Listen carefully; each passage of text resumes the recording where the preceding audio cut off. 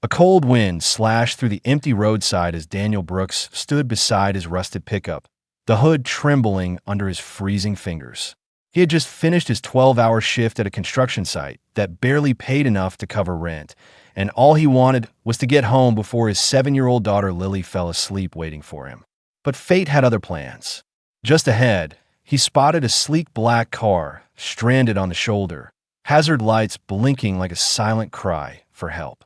At first, he thought it was abandoned, until he noticed a woman inside, her hands pressed to her forehead, her face pale with exhaustion. Something in his tired heart stirred, something deeper than the ache in his muscles. Even though he had nothing, even though he was fighting his own battles for survival, he couldn't walk away from someone else's struggle. And he didn't know, he couldn't possibly know, that the woman trapped in that broken car was Judge Evelyn Hartman, the very person whose ruling tomorrow morning would decide whether he lost custody of his daughter forever. If you believe kindness and second chances can change lives, please like, comment, share, and subscribe to the channel. And tell us in the comments where you're watching from. It really helps us keep bringing stories like this to you. Daniel approached the car with hesitation, wiping his grease-stained hands on his work pants, hoping he didn't look like a threat. The woman inside rolled down her window just an inch, distrust flickering through her tired eyes. He gently assured her that he meant no harm and only wanted to help. Something in his voice, humble, sincere, almost weary, made her unlock the door and step out. Her elegant coat, now dusted with roadside dirt, clashed with the broken image of her situation.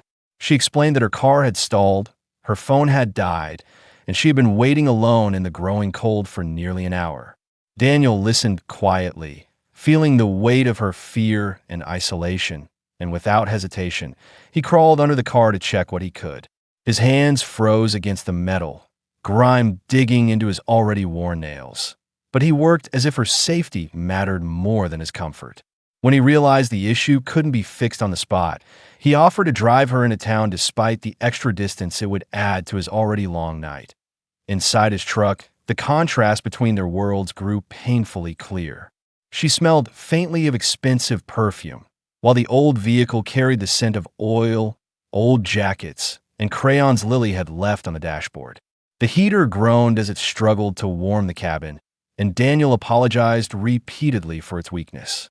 Evelyn watched him from the corner of her eye, noting the quiet courtesy in his movements, how he adjusted the vents toward her, how he asked if she needed water, and how he never once pried into who she was or why she was traveling alone at night. She found it strange. Men with far more wealth and comfort often demanded more attention than they ever deserved. But this man, tired, rugged, worn out by life, had a gentleness that disarmed her. As they drove, the snow thickened, and Daniel slowed down to keep them safe. He talked a little about the weather, about the long shifts, about the old truck he was still paying off. But he never mentioned his upcoming hearing, never burdened her with the crushing fear that tomorrow a judge, someone powerful, unseen, unreachable, would decide whether he remained a father full-time or became one only on weekends. For him, talking about it felt like adding weight to an already unbearable world. When they reached the nearby town, he dropped her off at a gas station where she could call for proper roadside assistance. She asked for his name, but he simply smiled, saying it didn't matter, that he was just glad she was safe now. Then he drove away into the night, unaware that she watched him leave with a strange, heavy feeling in her chest. She had met thousands of people in her line of work. Liars, manipulators, victims, fighters. But something about this man lingered in her thoughts long after he disappeared into the snowy dark. The next morning, Daniel stood outside the courthouse in his only clean shirt, gripping a folder filled with documents he could barely afford to print. Lily was at school, unaware that her future hung in the balance. The custody battle had drained him, broken him, stripped away every ounce of pride he had left. His ex-wife's lawyer was relentless, arguing that Daniel's income was unstable, that his long work hours made him unfit to provide consistent care. Daniel knew he was far from perfect, but he also knew he loved his daughter more fiercely than he loved anything in this world. His stomach twisted nervously as he entered the courtroom. He took a seat, clasping his trembling hands together. When the judge finally walked in, Daniel's breath caught in his throat. It was her, the stranded woman from last night. Judge Evelyn Hartman, the woman he had given his only warmth to. The woman he had helped without expecting anything in return. The woman who held his fate in her hands. Recognition flickered across her face, but she hid it behind a practiced expression of neutrality. Inside, her heart raced. She had spent the night thinking about the man who had helped her, how humble and kind he had been even with nothing to offer but compassion. And now he stood before her, not as a stranger, but as a father fighting for the child he loved. As the hearing began, Daniel never once mentioned the night before. He answered every question honestly, admitted his financial struggles, explained his long hours, and spoke of Lily with a tenderness that softened even the coldest corners of the courtroom. Evelyn watched him carefully, the tremble in his voice, the sincerity in his eyes, the weight of responsibility carved into his tired posture. She realized that the world had not been kind to him, yet he still carried kindness in his heart. The opposing lawyer pushed hard, presenting evidence that painted Daniel as unstable, but Evelyn remembered the man who had stopped on a deserted road without expecting anything in return. She weighed the facts not as a woman who had been helped that night, but as a judge who had seen hundreds of parents, some genuine, some undeserving. And she could see clearly which one Daniel was. When the hearing concluded, Daniel stood silently, bracing himself for the worst. His palms were damp, his chest tight. Losing Lily would shatter him in ways nothing else ever could. Then Evelyn delivered her ruling.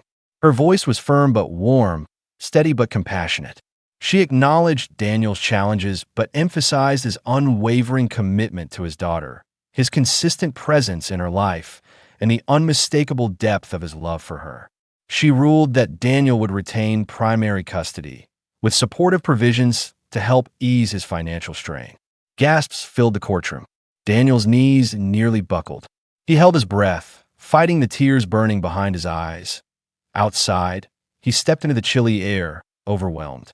He pressed his hand to his face, letting the tears fall freely. Everything he had feared, everything he had fought for, had been granted to him in the most unexpected way. Judge Hartman stepped outside soon after, her expression softer this time. She thanked him quietly, not for helping her as a judge, but for being the kind of human being the world rarely sees anymore. He thanked her in return, his voice breaking. For once, words were not enough. If this story touched your heart, please don't forget to like, comment, share, and subscribe. Your support helps us continue creating emotional stories that reach people around the world. Before we end, tell us in the comments, what part of this story moved you the most? Daniel walked home with a feeling he hadn't known in years: hope. When he opened the door, Lily ran into his arms, her laughter echoing like sunlight through a dark room. For the first time in a long time, he felt the weight lift from his shoulders.